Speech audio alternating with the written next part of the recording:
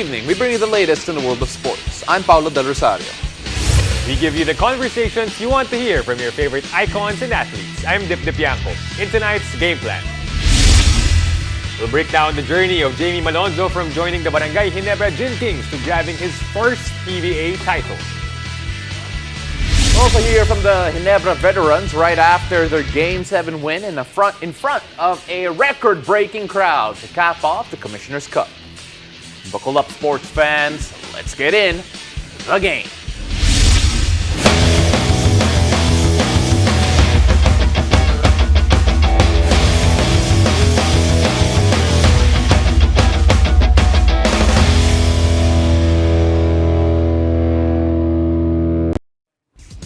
As the confetti and champagne showered the Barangay Ginebra locker room after Game 7, Jamie Malonzo was living a dream come true, winning his first PBA title. PBA Rush correspondent Doreen Soy Baguio caught up with a high-flying Malonzo, fresh from his championship win. Jamie, your first Game 7 in the PBA, how does it feel playing in front of 50,000 plus fans? Man, it's surreal to be a part of something so special, so much history. I think it was the most attendance ever. It's a dream come true. Yeah, for sure. Well, not only that, you were best player of the game. What does that mean to you? What does that distinction mean to you? Game 7, my first finals, my first time with this team. I got traded, and I dreamed of this happening, and it happened. So I'm just grateful. This is only our first conference together, so I'm excited for what we can do, and I'm just happy to be here. Joining us tonight to talk about the rise of Jamie Malonzo as well as his potential moving forward is PBA Rush analyst Coach Topex Robinson. Coach Topex, don't worry, we're talking about Jamie's potential moving forward and not anything related to you for the meantime. Okay, so first off, si Jamie Malonzo, grabe yung pinakita niya in game number 7. A lot of people were wondering about his maturity throughout the entire series. Pero that game 7 performance was special. His first game 7, his first championship. You mentioned, Paolo, that maturity. I guess he's young, which became his advantage. Why? Because in a game 7, you need young guys. And he's the one who sparked. He's the energy bunny for that group. Why? Because he kept that 54,000 strong Ginebra fans alive with his acrobatic moves, keeping the ball alive, his dunks, and his kuyas needed him. So I guess that's really, for Jamie Malonzo, that's really something so historical. Coach, a while ago we heard this feature, the interview ni Doreen with Jamie. He talked about his feeling with his first championship with Ginebra. Ikaw, as a champion yourself, how does it feel like getting your first championship? Ano ba talaga yung nararamdaman mo, that exact moment na alam mong champion ka na? Well, I guess whatever it is that I'm feeling, sa kanya sobra. Why? Because again, that's something that's so historical. Yeah. Why? It's you played against 7, against a different team, not only a different team, but from a different country. And it's really something special because just like what he mentioned, Jeep, he just got traded a few months ago. Yeah. A lot of things happened, and he never imagined that he's going to win his first ever championship. And he also played a major part in it. And Coach, when you take a look at yung potential ni Jamie Malonzo, a lot of people are wondering how far can he get. People have compared him to Japeth at one point because of his athleticism and hopefully could be a defensive stopper. But then what do you see Jamie Malonzo as he grows older? Well, the fact that he played major minutes is already a testament of the trust that Coach Tim has in Jamie. Because you will, Coach Tim, I played against him, I played with him. That opportunity for you that Coach Tim would give you speaks about yung plano ni Coach Tim for him. And I'm sure with his athleticism, with his youth, I think sky's the limit for Jamie. Our next conference will be the Governor's Cup. So, yung mangyayari dito, iba yung import, magpapalit for the other teams. Except for Ginebra has a good one, I think. They have the same import, Justin Brown. So moving forward, magaling ata yun eh. Pareho, medyo magaling. Parang nag-oath-taking ata siya kahapon. But Jamie Malonzo, do you see his role improving or being bigger pa in the next conference? Or halos he'll pick up from where he left off? He has proven his part defensively. Yeah. He guarded Miles Powell in the finals. So yung confidence level ni Jamie's off the roof. Yeah. So now he's gonna also be, most likely, gonna be guarding the import of the other team. And he knows he's gonna have the support of his teammates. So mas magkakaroon siya ng kumpiyansa. And yes, winning a championship will really set you apart from the rest of the league. Yeah, and of course, if you take a look at this growth as a member of Barangay Ginebra, this conference, he actually averaged around 12.2 points per game and 7 rebounds per game. But then you take a look at the numbers that he's showing, the defense that he's showing.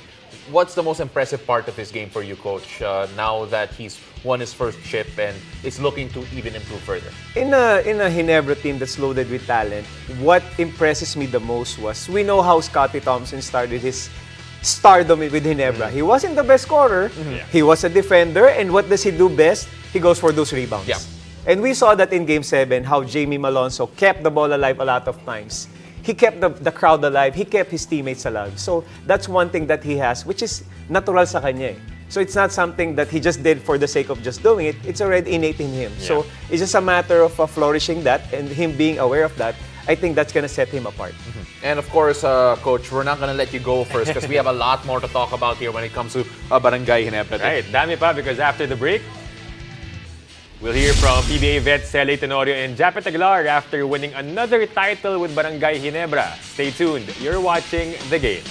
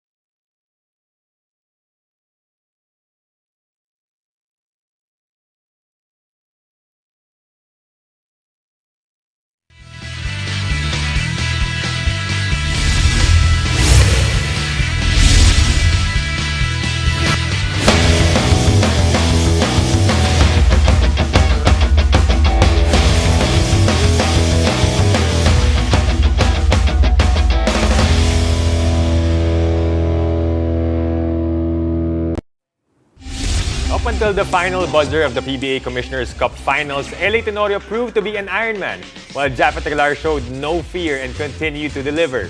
PBA Rush correspondent Doreen Soy Baguio continues to take us into Ginebra's post-game celebrations in the dugout. This is PBA Rush correspondent Doreen Soy Baguio, and I am with some of the key players of the champion team of the PBA 47th Commissioner's Cup. Honestly, my motivation is really like, parang sa akin hindi ko na alam kasi kung kailan ko ulit may experience nung this kind of game, no? Playing against a different team not a PBA team, di ba? Despite of my career, siyempre, those kind of moments yun talagang hindi mo makakalimutan eh. Di ba? This is my first time to play against a guest team. Of all my championship, this is the very, very hard championship. So, motivation ko is really to finish this really in a good note. No? And of course, again, sinabi ko rin sa sarili ko na win or lose in this game, marami akong natutunan. So, despite of my injury, na hindi talaga ako 100%, it's really bothered me the whole game. So, for the past 2 games. So, I just thank the Lord na talagang binigyan niya ako ng strength to get through all these games. No, I told the players na this is once in a lifetime experience. So we have to embrace it, enjoy it, and in the end, win or lose, we have nothing to be ashamed of because we learn a lot from this series. We learn a lot from Bay Area because they're really strong. Were there times this conference na you had doubts about going back out there at paano mo na-overcome yun? For me, I just wanna stay at course sa team, keep playing, keep being with the team, keep doing my role. So eventually darating din yan, darating din yung break ko. But for all of us, the goal is more important than the role. So, yun. How did it feel, Japeth, playing in front of those fans? 54,000. How did that feel? It's one of when I retire, I will look back to this moment. It's a privilege talaga, and I enjoy every moment there. So. Ayun, it's one of a kind talaga. I'm grateful to be in this position and play in front of 50,000+ Ginebra fans. This has been Doreen Soy Baguio, your PBA Rush correspondent for the game. And we're still with Coach Topex Robinson. Coach Topex, what can you say about the legacy of these 2 veterans? Unahin natin si LA Tenorio, playing through an injury. What does that do to your team if you see your leader going through sacrifices? Nakikita natin in pain na siya, pero tuloy pa rin si Teniente Tenorio. Well, it speaks a lot of his dedication, his commitment. Kumbaga, he doesn't have to. He walks the talk. Yeah. Because he could have all the excuses in the world not to be at his best. Yeah. It doesn't mean he has to score. Well, they gave him 22 points in game 1. Yeah. But after that, he was really struggling. But he was ready, and that's really huge for your leader. Japeth happened in Game 7. Yeah, he did. And that thing about Japeth, Coach, a lot of people went online, criticized Japeth Aguilar for not being consistent, for not showing up in the first few games of the series. It turned out that he had gastro issues as revealed by the coaching staff. But then Japeth Aguilar coming up big in Game 7 at the Philippine Arena in front of a record crowd, that feels like something that he does. Well, Japeth was battling his own monsters.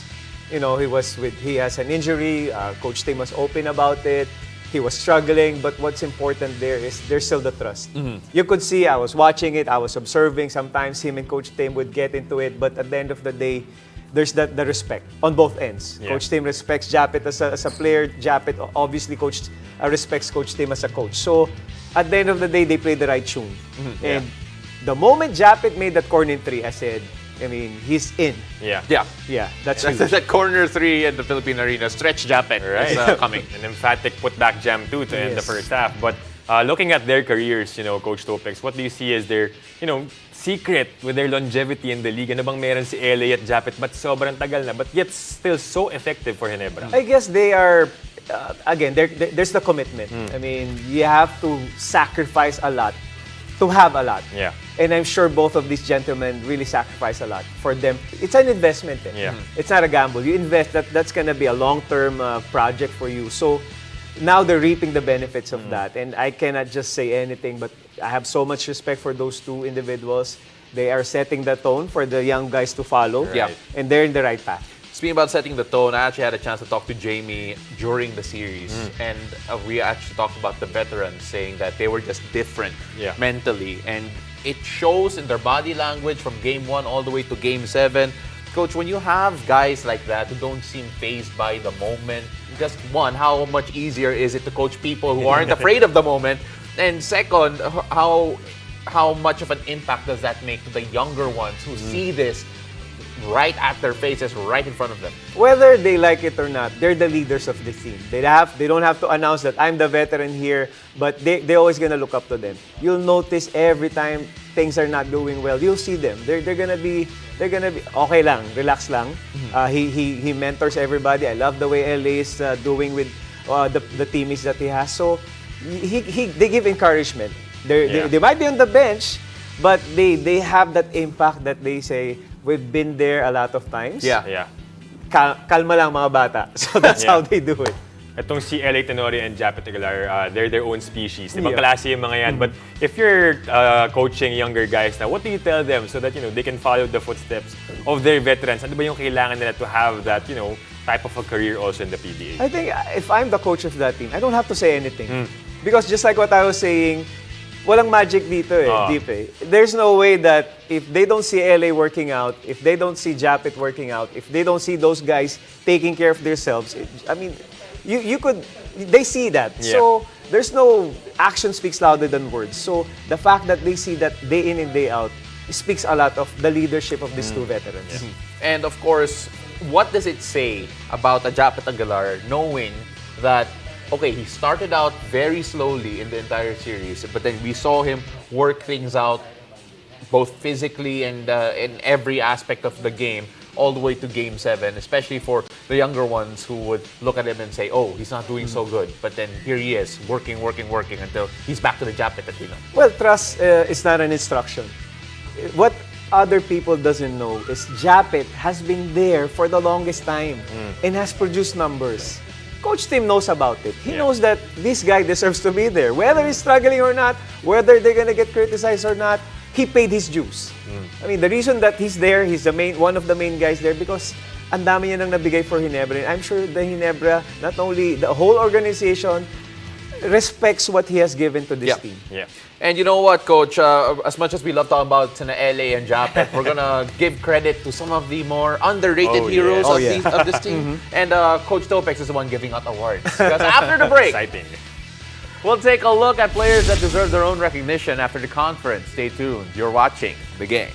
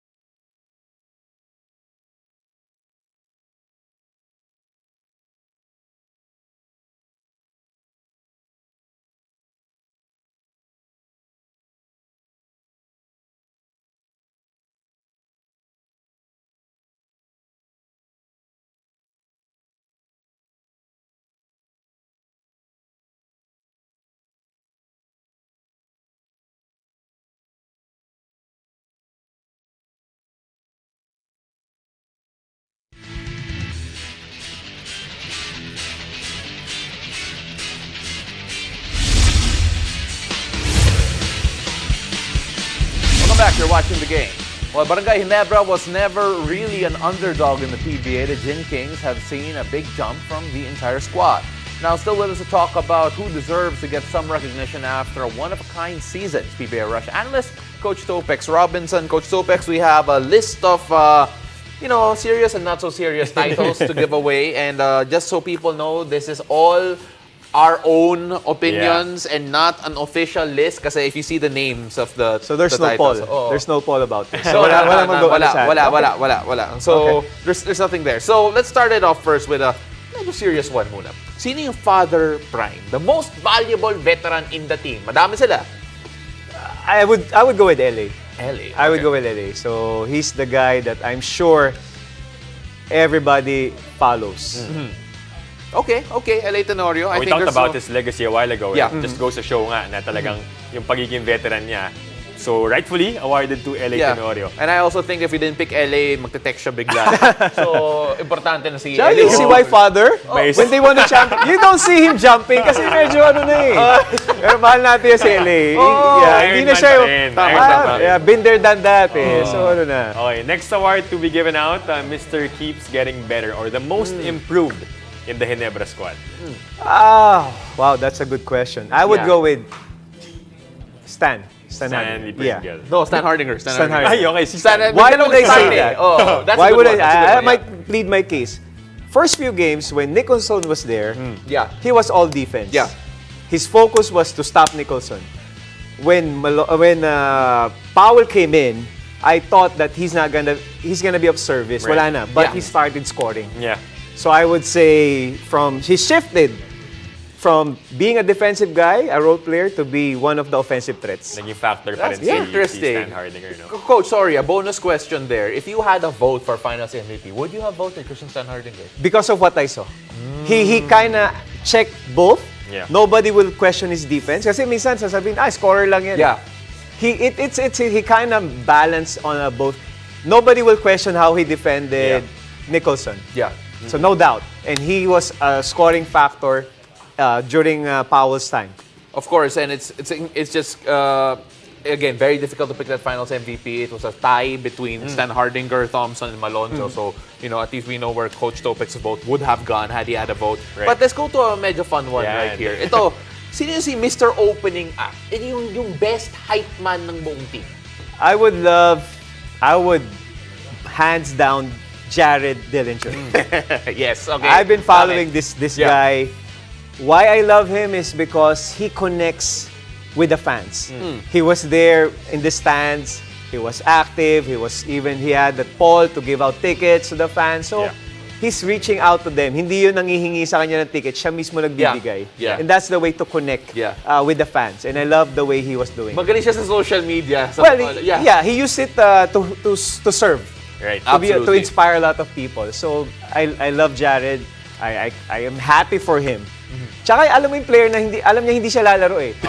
So how can I help the team? Yeah. Right. Nag-aabot ng bola, pag shooting. So again, nothing but respect for that team. Okay, last award to be given out. Ito, medyo royalty talaga to. Dahil Oo. nga, Gin King, di ba? Prince Charming Award or the courteous personality or the fan favorite sa Ginebra.